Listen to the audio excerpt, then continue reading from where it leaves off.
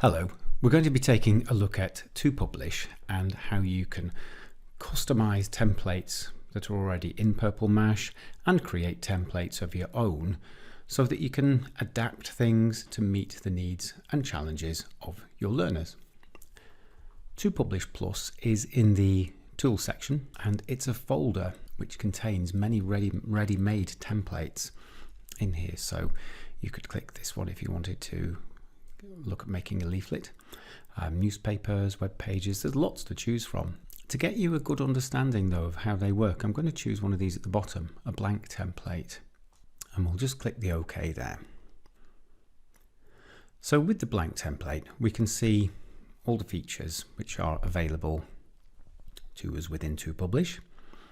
Let's have a quick tour around the screen just to familiarise you with the different parts of it. So in the top left we've got the standard Purple Mash menu, which we'll use later on. Then we've got a button which swaps between a teacher view of this document and a child view, and you get different things available. When you're in the teacher view, you've got the full set of tools to create a template. When you're in child view, you've got what the teacher has made available to use the template. So that's an important distinction. At the other end of that bar we've got the config cog here, we've got the help that we can set up, and we've got the video tutorial and the exit button. Below that we've got another toolbar, and on the left end of this toolbar we've got different elements that we can drag onto the page that we can make available or use ourselves as parts of the document, and we can add and we can customize what's available within there. To the right hand end we've got three options here. We've got one which says think about, one which says checklist, and one which says clip art. The think about button opens up this box here into which we can put prompts and supports for the children in writing, things to help them with content, things to help them with grammar and punctuation and spelling as well if we like. The next box along is a checklist, which is going to serve us as a sort of set of success criteria, and then we've got the clip art box as well here. I'm going to show you more about how those work in a moment or two when we go on later on to look at templates, because there'll be more of a context for it then. But right now, just while we're looking at this blank template, I want to show you about these features here in the top left, the different elements that we can add. Now you can see perhaps already that we've already got a box on the screen that says title, and there's a padlock at the end of it. And I just want to introduce this idea of different elements and how they work, and how they work for you as a teacher, and how they can work for the children as well. So how do text boxes work? Well, if I click into the text box with my mouse, it zooms in, and that enables me to focus on the content, on the writing that's going to go into the text box. And I can select things like so, and up at the top I can change things and make them bold or italic, underline them, and so on. So I've got different font sizes, fonts, bullet point lists, and the usual kind of text editing tools that you're probably already very familiar with. Beneath that, I've got this extra box that's popped up here next to the text box, which, remember, is an element. It's something that we can add to the page. And on here we've got a fill color. If I click into this, I can make it give it a nice light green fill. I can change the opacity of it like that. Leave it at 100%. You can also see there are other tools in here. We've got an outline color. If I want to give the box a solid red border that's quite thick, I could make it like that. I'll leave it at none though.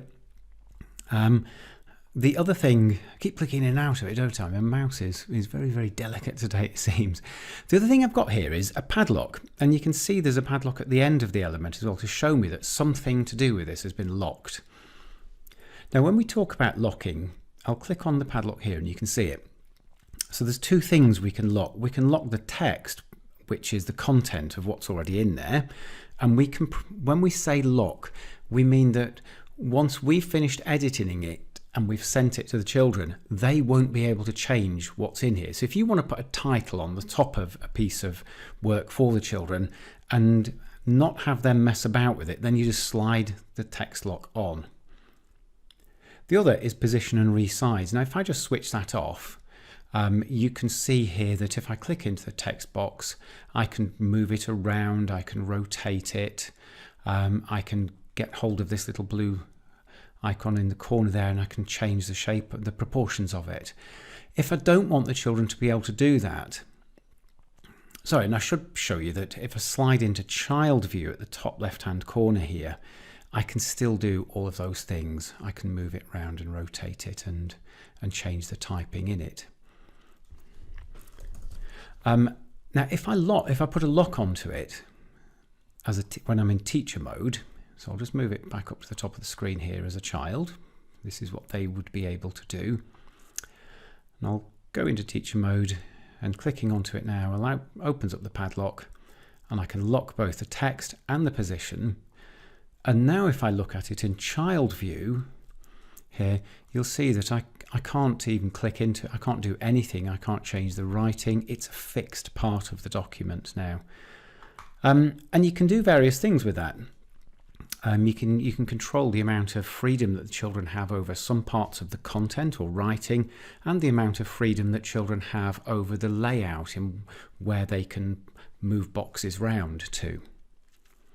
So as well as being able to move boxes round, we can also make it so that children can add extra text boxes to it.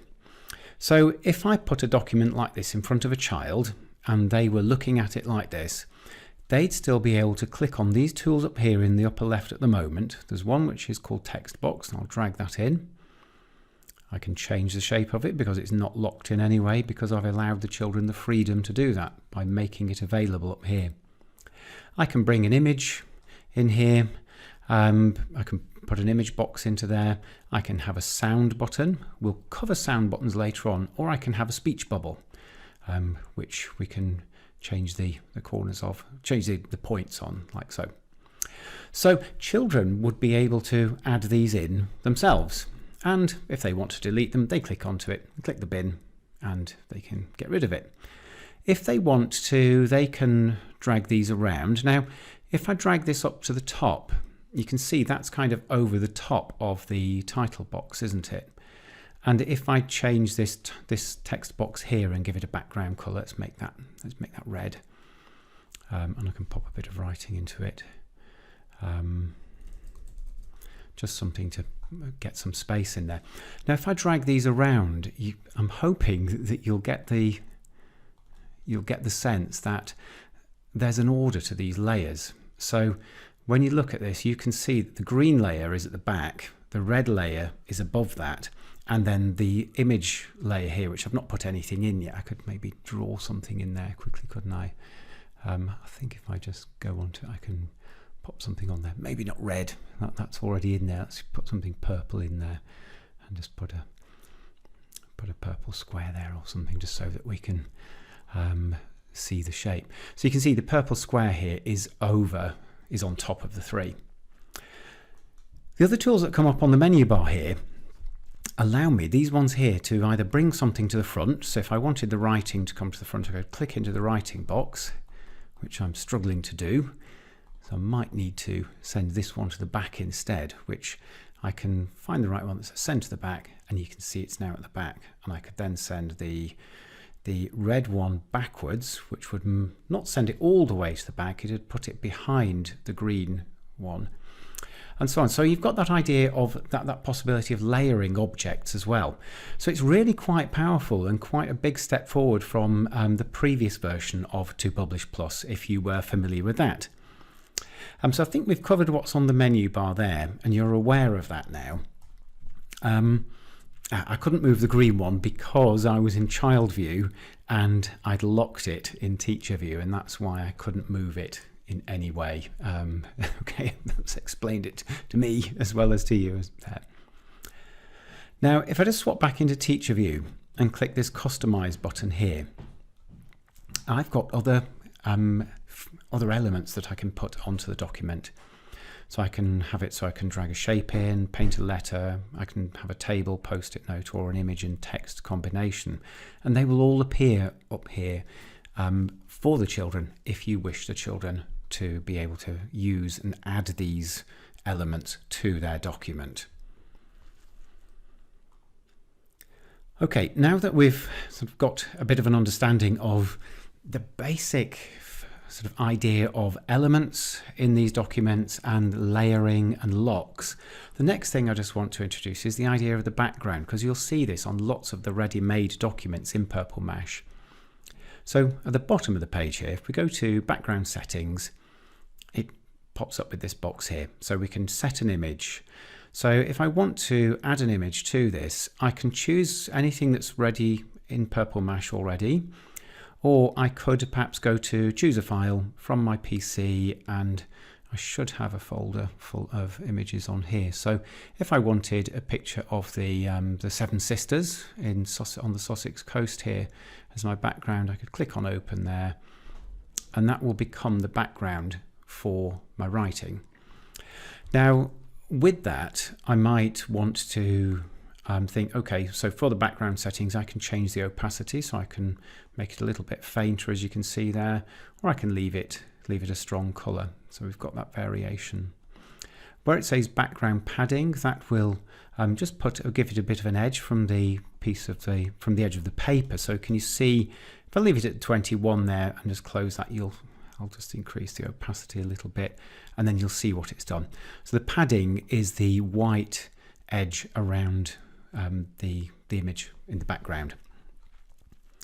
Just worth pointing out that if you do choose to have backgrounds, it's important to just consider the idea that if you write in a text box on top of it, it might not be easy to read. So you can introduce here the idea to the children of the importance of colours and contrasting colours to make the text stand out. Or again, in here, this is an ideal time to use a fill colour in the text box. And if I just put a grey in there, I don't have to have it completely solid. I can make it opaque if I want to, or a yellow. You can still see hints of the background picture through it, but it certainly makes the text a lot more readable on it. So that's another important thing to think about if you're going to be using backgrounds. You can also flick the switch here to switch a grid on, which just gives you that overlay grid within here, so that when you are, I'll just need to zoom in a bit using these, so that when you're setting things out, you can make sure that they're lined up to the grid, which will mean that their edges line up nicely. So if I just pop the yellow one there, and I can then drag the red one, and they've both snapped onto the same vertical line there, so it helps with layout again. Okay, so far we've spent quite a bit of time just making sure that you understand the possibilities and the elements that are available and how you can restrict them within 2Publish. The skills and ideas that we've looked at so far are exactly the ones that we use when we're creating templates within Purple Mash. So with your knowledge of your curriculum and your imagination, you'll be able to create templates to really excite and engage the learners in your class. In the next part of the video, we're going to look at how you can adapt the existing templates that we've made in Purple Mash and make them suit the needs of your learners by providing support and challenge. So I found this document here called My Plant Diary by searching, and I open it up and it's a template, as we'll see in a moment. So here we've opened up the writing template, which is one of thousands readily available in Purple Mash. We'll click OK just to close the welcome box down. And we can see straight away on this screen that there's a background of leaves, which is quite opaque. We've got lots of elements on here of text boxes, of image boxes, and they're all locked in some way. Now, because it's saying right in here and we want the children to be able to edit these parts, we know that these are locked for position and size, just to keep the layout of the template correct. So the children only have freedom on this template of content. What else have we got though on here? Well, on the left hand side we've got a think about box. On the right hand side we've got some pictures to add, which are like clip art, so you can just drag those on and resize those and pop them where they want. You can also, within here, you can add something called a checklist. And the think about checklist and pictures to add box are all selected from the upper right corner up here. So I will add a checklist into it as well, so you can see how that works. Now, bear in mind that we're in teacher view at the moment, so we will see all the padlocks and all the template control tools that we've got available. But what I'm going to do is I'm just going to switch into child view. So we're seeing it as your children will see it when you set this as a to-do. So what's Think About all about? Click onto one of these titles here. It says seed. What is a seed? How do you plant it? And then there's this bit at the bottom where it says when you plant a seed, add this text. If I click into a writing area like this and click the add this text, it puts whatever we've put in here, it will insert it into the text so the child can continue typing. It's good to use as a sentence starter. It could be a fronted adverbial. It could just be a single word piece of vocabulary that we're encouraging the children to use. These are fully editable. So to edit them, of course, we need to go into teacher view, which is where it gets a little bit more complicated because we've got the editing and control tools as well. So at the top you can see the title is how it appears on the list. The writing tips are what appeared beneath it. The prompt questions, these could be examples of punctuation being used. It could be definitions of words. It could be anything that you feel the children would benefit from a reminder of. And then at the bottom into this box here, you can put the text to send. Now, you want to customize this and make it suitable for your class. So you might look at this and think, actually, this is pretty good for my middle group children, you know, the children who don't need necessarily extra challenge to be greater depth. The children who are working below expected, I'm going to need to provide more support for. This is maybe about right for the children, you know, who are working around ARE. So, or age-related expectations. So I just want to check these things here. If there's any extras that I don't want, I can click onto them and press the bin and it will remove it from the list. If I click the plus button here in Think About, I can add my own ones in here as extra. The checklist at the bottom is more about the success criteria, and you can change the title of it. If you just click on the pencil there, you can change the word from checklist to success criteria, steps to success, or whatever language you use in your setting. Then beneath it, in this case, it's empty. So right now, rather than opening one that I've already saved or saving one which I've not created yet, I'm going to open a preset. And we've got a section here of Key Stage 1 presets and a section of Key Stage 2. And in this case, I'm thinking, let's be looking at Key Stage 2 upper because this is for a Year 5 class. So here are the checks for the children to do before they finish. So I'll say OK with that, but there's way too many. There's 10 of them here, so I need to get rid of some. I've done research and planning. Don't need it. Highlight it, click on the bin. Text is sorted into separate paragraphs. Not really appropriate on this one because the writing space is so small, each section is its own paragraph, so get rid of that one as well. Correct use of full stops, capital letters, and yes, I think we might need that one. Vocabulary, interesting and original, includes adjectives. Yes, we'll keep that. This one here, don't need apostrophes in there. Commas I'm going to add into the one that we just saw higher up. Variety of joining words, I think I'll keep that one, and then the rest of them, just too much. I don't want to have more than that many for this group of children who are working around age-related expectations.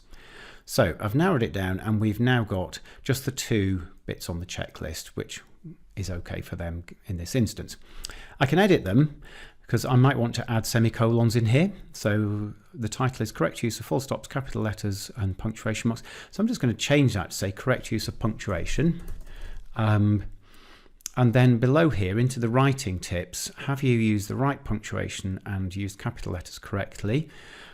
So below that I'm adding another tip. I'm just going to say have you used commas and semicolons. Let's make sure that I've got my spelling right. There we go. So I've added that in quite nicely and easily there. And I think if I just go in front of the H and do a backspace, it removes the bullet, so the 2 points there will match. I can just go into child view and have a look at that.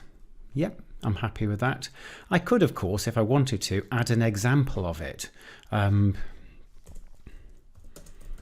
They are very important to show you no. I could pop something in there and use an example of a semicolon. I could put whatever in here could guide and support the children. Okay, so I'm happy with these two boxes here. You know how you can edit those. On the right hand side, pictures to add. Well, on here there's a section which is called images for this file. And on here, if I think they're nice but we've got some photos of our own, or if I wanted to add to them myself, what I can do is if I just remove this by clicking the minus there, because in this case I'm going to be clicking the plus now, choosing a file, and then from my PC I've got the folder full of plant pictures, and in here I'm going to select the first one, hold down the shift key and select the last one, and we'll say open, and then those photos will be uploaded and will become available within the clip art. As you can see, so these are now there within the template so that children can click on them and drag them into the document to use as part of their writing. It's lovely to do this, especially if you've got photos from a school trip, a special visitor, or something that's been happening in your class. It makes your children feel like this writing template is about them and their experience. So it's a really powerful tool to be doing this is. I'm doing this because it's really important that what I see on the screen is what the children are going to be given in their to-do. So what I'm going to do now is just check I'm happy with that. Yes, I'm happy. I've customized that. I've customized these, and I've got my photos available here, and by clicking on the add image if I want to as well. So over on the left top menu, I'm going to click share. It's going to ask me to save my work, so I'm going to call it plants lime class here, and I'll click on save. Once it's saved this document, it'll ask me how I want to share it, and that is where I can say set as a to-do, and I can run through the to-do in the usual sort of way.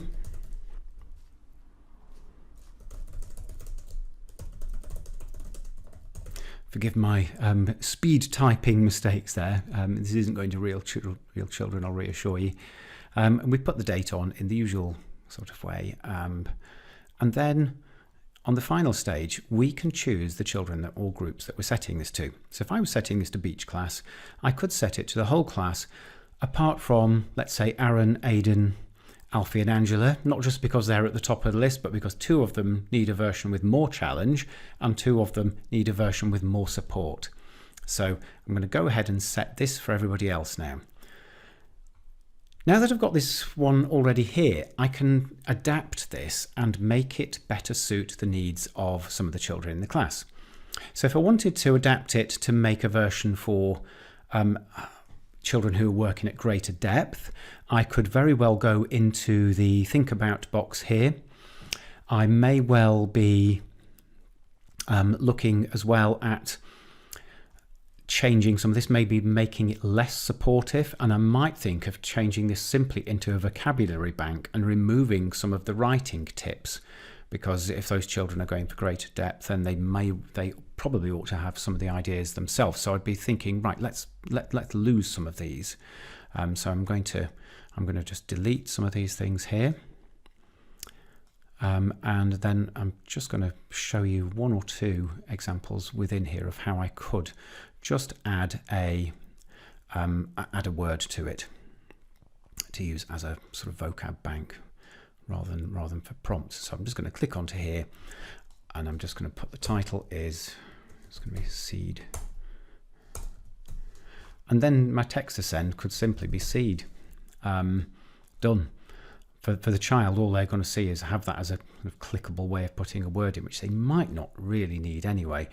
If I was working with, as this is year 5 and 6, greater depth might be starting to think about light and photosynthesis. So that would probably be quite a good word to put in here. So we'll just copy that. Let's not copy it because I've not spelt it right, have I? That's better, and we'll just pop it down there into the text to send. So now in child view, they would simply see that word there, photosynthesis. They could click and it would put it in and save them typing it, but it's also prompting them to use some of that more ambitious vocabulary. So this could be an ambitious vocabulary list for them. Again, I can click into the checklist at the bottom for punctuation. I can edit this in the way that you've already seen. I don't need to really waste time on that. But when I've made those changes to the task, I'm just going to click the menu. I'm going to click on share. No, I'm going to click on save because this is a different version. So I'm going to call this Plants Lime Class 2 or HA or whatever. Click on save, and then I will share it in the same way we did before. So from here, set it as a to-do, and I'd now continue that setting process and set it just for the 2 children who need the higher degree of challenge.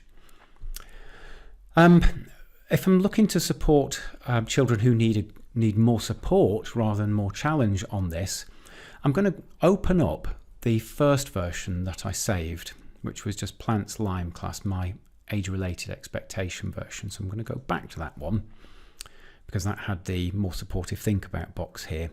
And I'm going to look at adaptations I can make here to really help some of the children who've perhaps got SEND or maybe those sort of children teetering on the edge of age-related.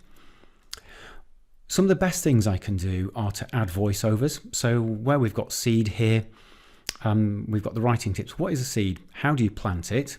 Click the button at the bottom to add some text and see if you can finish the sentence off. Okay, so I'm going to say something about that. Click the paper aeroplane at the bottom of this box to insert some text. The text that will go into your writing says, when you plant a seed. Can you finish that sentence off by explaining what is a seed and how do you need to plant it in the soil? Now, I've got about 30 seconds of recording time on each of these. When I go into child view on this, you'll see that there's a loudspeaker here. And if I click that, it will. And if I click that, it will play what I've just recorded. So that's a good support for children, that you can give them that verbal encouragement and detail as you go along. We can also, of course, adapt these. So if we might remove some of them, we might think actually we don't really need roots on here. Or stem, leaves, observe. We might, and we can take any of these out that aren't necessary just to make it a little bit more, straightforward to focus on. We can also change the checklist in the way that you've seen before. So that's way number 1 of adapting this for SEND children, making it accessible, is adding the voiceovers onto these things here that they'll see.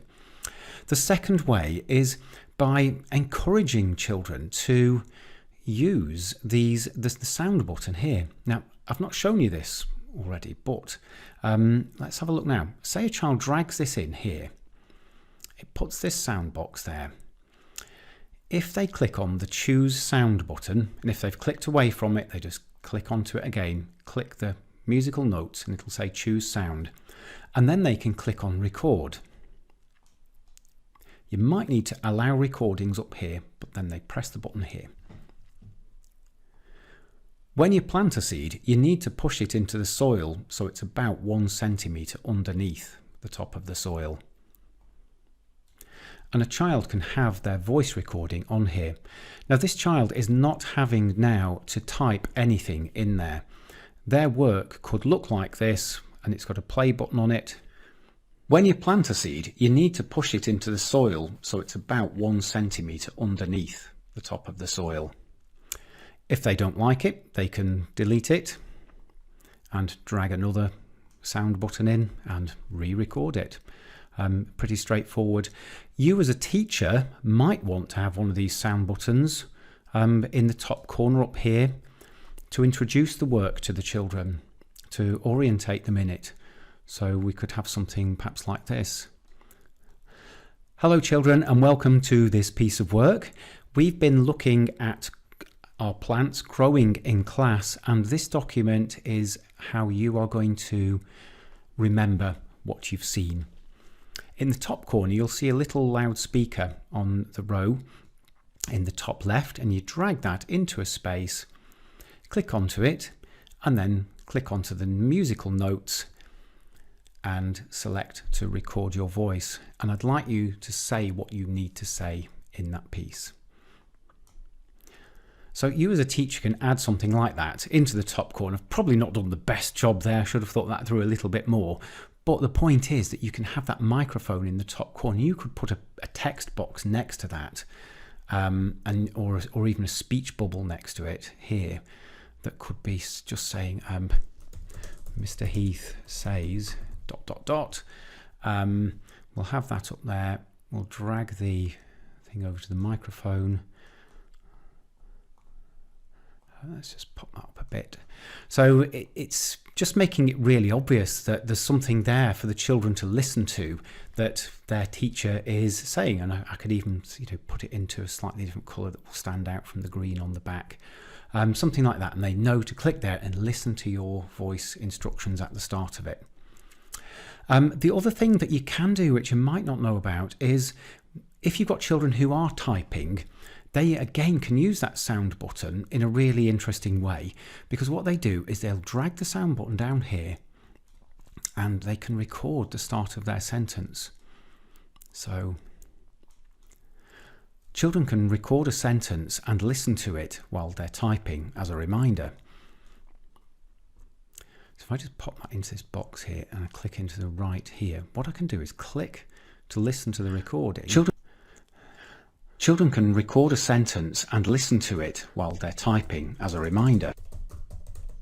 So it's almost, as you've seen me just having a go with it there, it's almost like one of the talking tin lids that I know quite a lot of schools I've worked with have been using as well. So it's just a memory item. It's like a little tape recorder that they can say their sentence into, and it stores it so they don't forget the end of the sentence before they've finished typing the beginning of the sentence, which can quite easily happen. Children can record a sentence and listen to it while they're typing as a reminder. The last thing I want to show you about how you can adapt this is on Windows, if you've got it enabled, you can press the Windows key on the keyboard and H. This enables dictation on Windows computers, full stop. Children can speak clearly to the computer, and it will turn their words into text, as this is doing now, full stop.